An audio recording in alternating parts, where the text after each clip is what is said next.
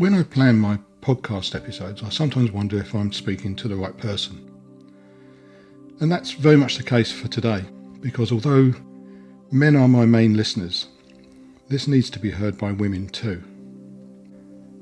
Father's Day is drawing close in the UK, and many men will experience very strong feelings of rejection, depression, and a simple lack of appreciation. My name is Stephen Hooper, and Father's Day is a topic for today's 22+Y podcast.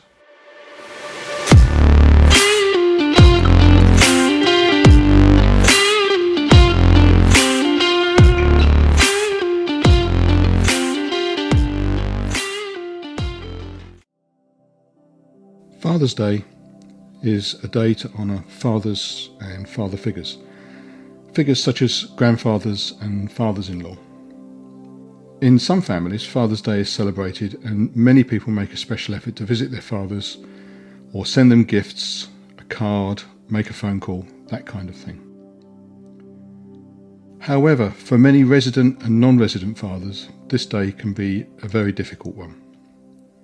Whilst not necessarily deliberate, there is a clear undertone that men have broad shoulders, thick skins, and aren't bothered by emotional stuff, like a call or card on Father's Day. So it often gets skipped. But nothing could be further from the truth. All of the men that I know want to be appreciated, and for most of the year their efforts go unnoticed and unremarked upon. I know that I worked myself to a near breakdown to provide for my family and my non-resident kids for over 25 years, and barely, if ever, was it commented upon. It's true that for a few years I would receive a card and maybe a box of Maltesers, which was one of my absolute favourite treats before becoming diabetic. But this eventually faded away. Now that my kids are grown and I'm divorced, I anticipate nothing from any of my sons, except for perhaps one, as he's also a father now. The thing is, 22+Y is a service for men, by men, but the subject of this podcast is equally suited to the women in our lives. As men, we don't tend to draw attention to how we're feeling. We're taught not to from a very early age. Yet we are very aware when Father's Day is, and many of us brace ourselves for disappointment and try to remain stoic throughout the day. With less than 3 weeks to go, I have not yet seen a TV commercial for Father's Day.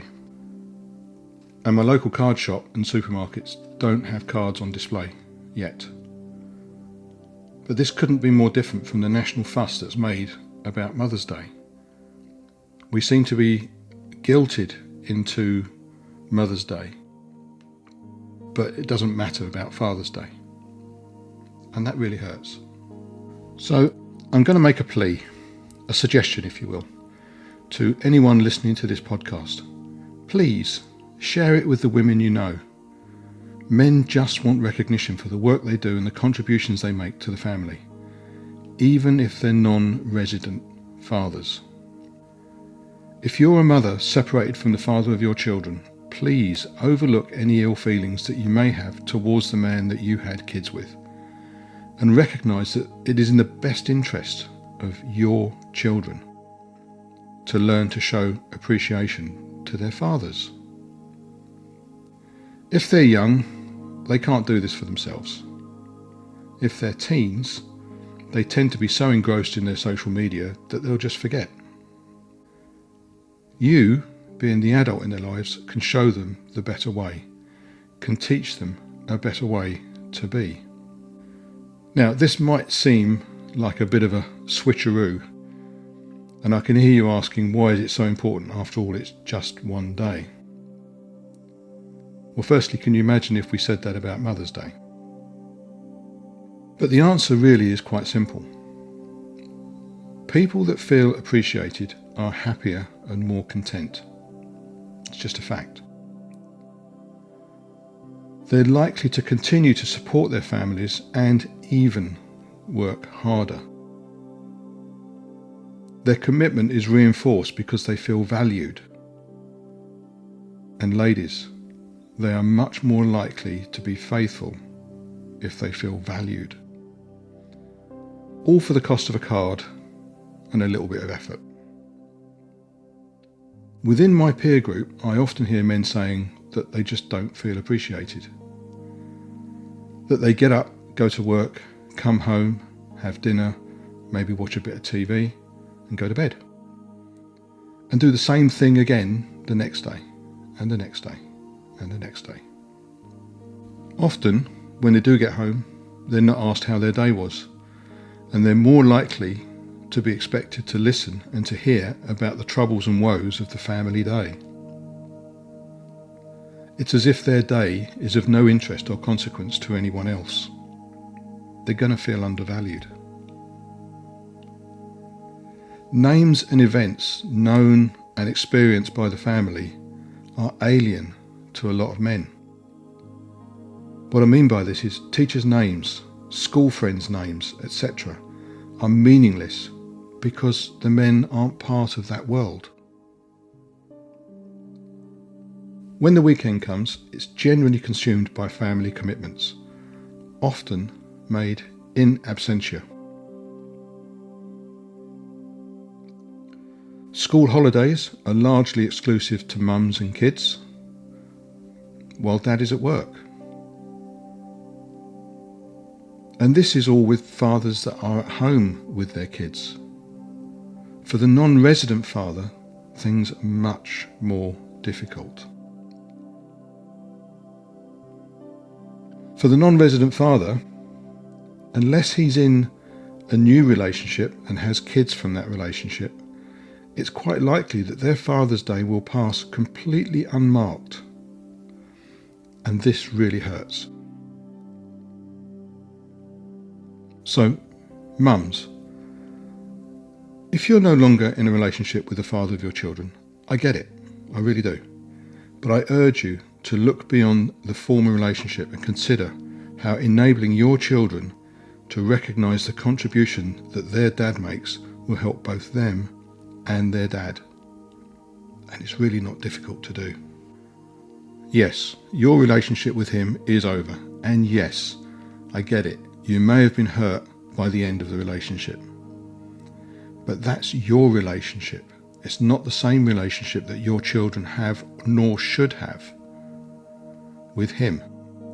To them, he is dad. He should always be dad. He should always be seen as dad, not seen as your ex. And whatever you do, please, please do not put your new partner above their real dad. This is harmful to the children. Remember, they will take any resentment that they develop through this into adulthood. And I promise you, from experience, I can say that you will pay the price later in life once these children become adults and they begin to think for themselves and act for themselves. And dads, feeling rejected and unappreciated on Father's Day is tough. It's very tough. I know from first-hand experience.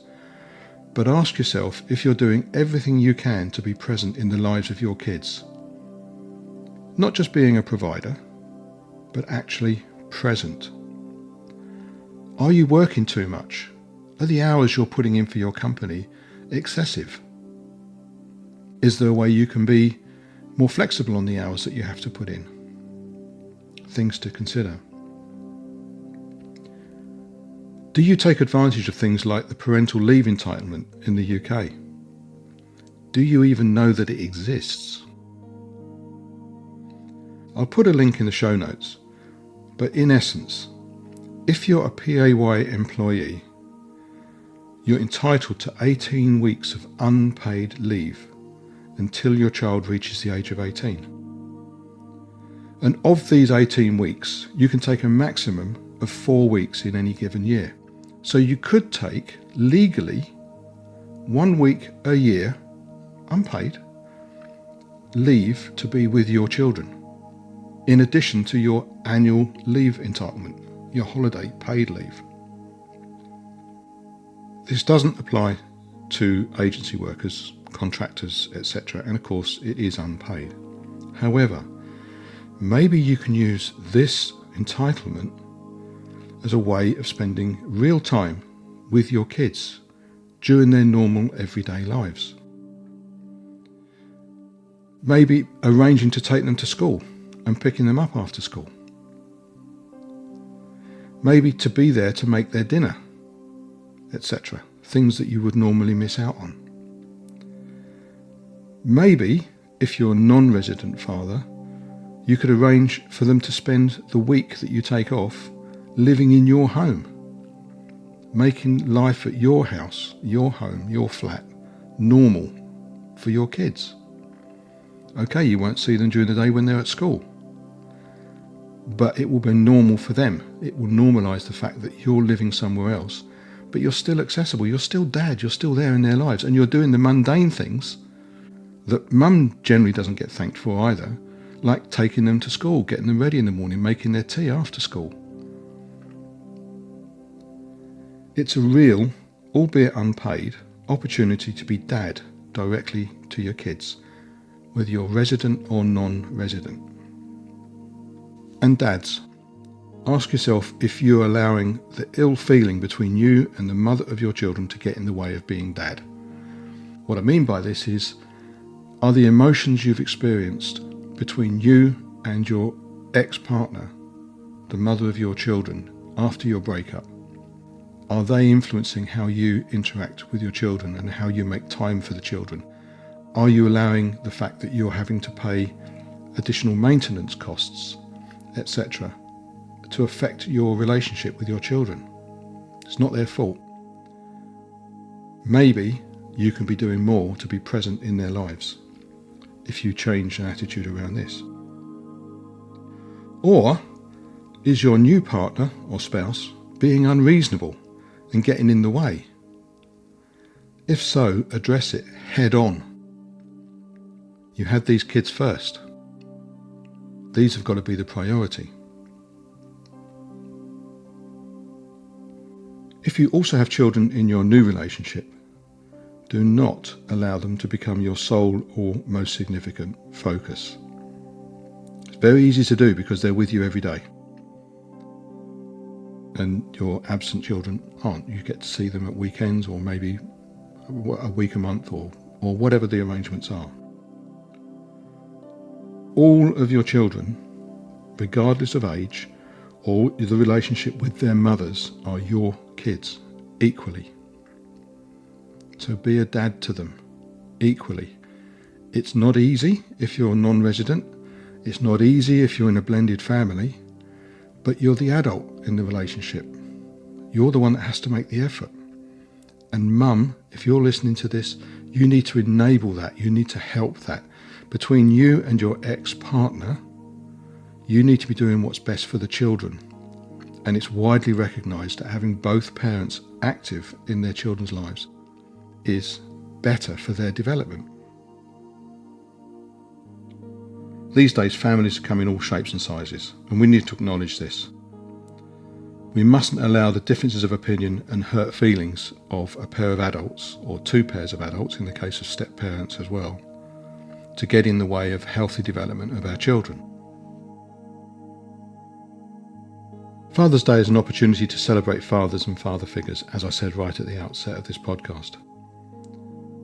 For non-resident fathers, you may need to become a bit creative. You may need to find different ways of connecting with the children, even though they don't live with you. You need to think out the box. What can I do to be more present in my children's lives? Father's Day is an important day. If you're one of the many non-resident fathers that listen to these podcasts, this day may be very difficult. But it's also important for all adults in the relationships, former and current, to acknowledge and celebrate your role in your children's lives. Circumstances beyond your control, circumstances beyond the children's control, may take you out of their daily lives. So find a way around it and try to work together If you've enjoyed this podcast or know someone that might find it useful or interesting, please like, share, subscribe, tell your mates. I'm Stephen Hooper, and this has been a podcast by 22plusy.com. Happy Father's Day, and thank you for listening. Bye.